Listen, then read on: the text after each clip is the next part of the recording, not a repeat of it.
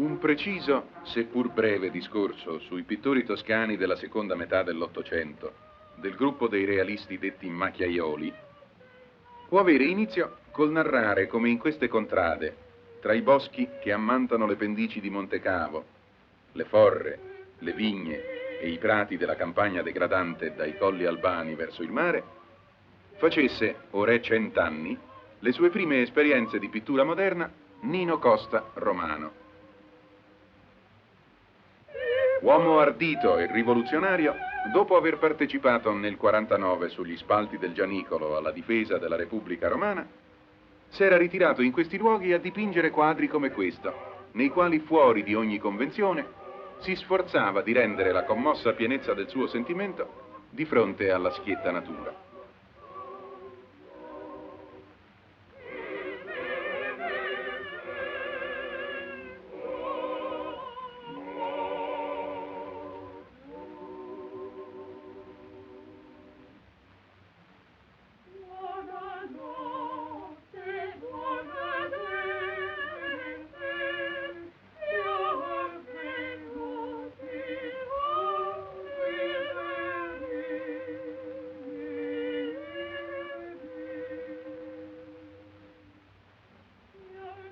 E fu appunto l'esempio di lui, presto trasferitosi a Firenze, ad agire sulla formazione dei primi macchiaioli, alcuni dei quali, come Serafino de Tivoli, autore di quest'Arno alle Cascine e di questo Bosco, erano già orientati verso ricerche analoghe. Avversavano cioè l'Accademia e la Convenzione, anche sull'avvio dei più moderni francesi di allora.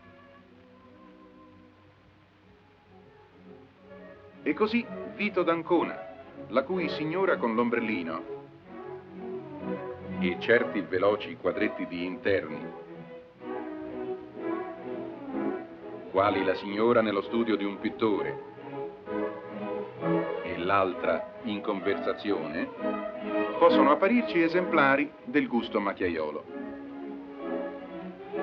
Come quasi programmatici dello stesso gusto ci possono apparire alcune opere giovanili di Vincenzo Cabianca, allorché nelle sue tavolette condensa in vigorose macchie di colore le forme.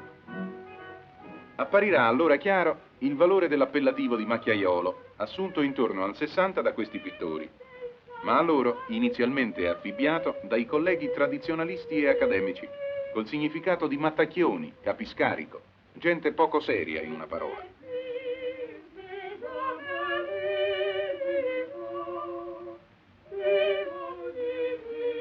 Ma a Firenze, l'azione del Costa, quale moderno pittore della realtà, ebbe allora maggior presa su Giovanni Fattori, il più famoso dei macchiaioli. Autore di questo bel ritratto, è quello della sua prima moglie, contribuendo a chiarirne soprattutto le idee e quindi le forme, le quali nelle opere più antiche, per l'asciuttezza di contorni aspri e ineleganti, e soprattutto per certa vigoria nell'accostamento dei toni e nel taglio sempre personale della composizione, possono realmente far pensare all'austerità della prosa carducciana. Una pittura semplice, schietta, che non vuole mai parere più di quello che sia. E ciò fin quando negli ultimi tempi anche il Fattori non cedette talvolta alla ricerca di effetti più appariscenti, smarrendo la chiarezza e la solidità antiche. Intorno al 60 si convertiva frattanto al realismo macchia, come allora si diceva, anche Silvestro Lega e dipingeva quadri come questo, ove l'acuta ricerca realistica e la minuzia descrittiva sono riscattate da una castigatezza stilistica che sa di gusto artigiano. fin quando il colore non sembrò prendergli il sopravvento, come nello scialle rosa o nella signora Bandini con le figlie.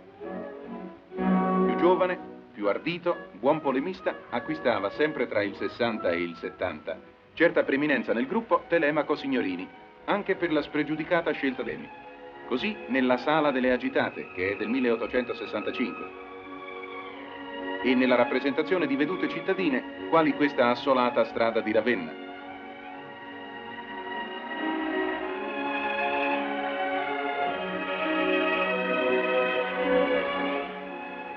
O dei vicoli dell'antico ghetto fiorentino, che in quegli anni stavano scomparendo.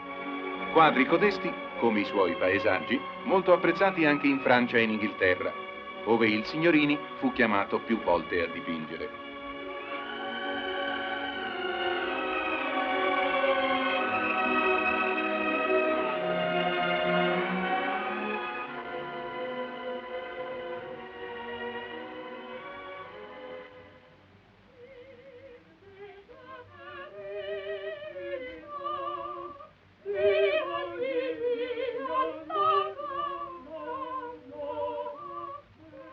Amicissimo e coetaneo del Signorini fu Odoardo Borrani, del quale questa veduta del Mugnone, così chiara, limpida e gentile nella stesura compatta delle tinte, che rendono la calma intonazione mattinale, è tra le cose migliori allora dipinte a Firenze.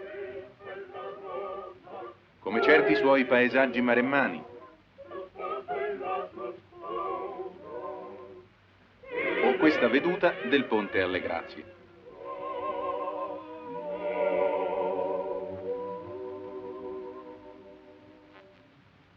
E così Giuseppe Abati, che dopo aver dipinto interni di chiostri e di chiese, seppe cogliere come pochi altri il senso e il valore di cert'aria trasparente primaverile, di certi verdi tenuissimi, di certi cieli schiarati che sono solo di Toscana, di certe luci argentee pacatamente distese sui muri degli orti e le lisce pareti delle case subito fuori Firenze. E come Giovanni Fattori, la solennità dei candidi buoi radicati a terra contro l'azzurro morbido del cielo. Una pittura schietta, calma, serena, come quella tanto ricca di poesia di Raffaello Cernesi, morto nella guerra del 66 a 28 anni appena. E accanto alla loro, ecco la pittura acuta, puntigliosa, spiritosissima di Adriano Cecioni, scultore e scrittore, ma datosi alla pittura onde sostenere con maggiore autorità la polemica per un'arte moderna realista toscana, alla quale arte s'accosta, seppure brevemente, ma con risultati d'alta qualità, Giovanni Boldini, poi a Parigi pittore di moda.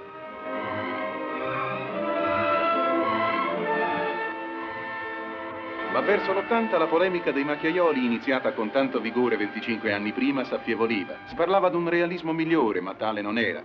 Così anche i più dotati, quali i due Gioli, Francesco, autore di questa processione, e Luigi, pittore di paesaggi, nonché Niccolò Cannicci e Adolfo Tommasi, inclinarono a descrivere con compiaciuta bravura, ma non senza leziosaggine, gli aspetti caratteristici di un mondo che sembrava divenire sempre più ristretto e convenzionale.